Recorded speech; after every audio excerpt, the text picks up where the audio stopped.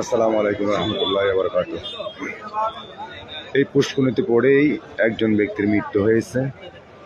এটা মাঝবাড়া দরবার শরীফ, একদম হযরত কেবলার যে পুষ্করিণীটি আছে এটার মধ্যেই। ওই ব্যক্তির এখনো পর্যন্ত পরিচয় পাওয়া যায়নি। তো উৎসব জনতার ভিড়।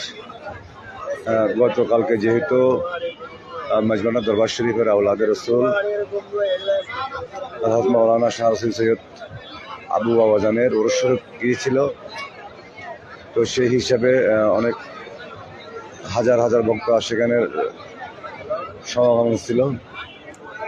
তো ওই ব্যক্তির এখনো পর্যন্ত পরিচয় পাওয়া যায়নি।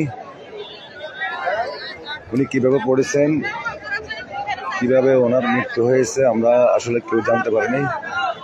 তো আমরা একটু দেখানোর চেষ্টা করব। ওনাকে শাহী ময়দানে এনে রাখা হয়েছে, আপনাদেরকে একটু দেখানোর চেষ্টা করব। আসলে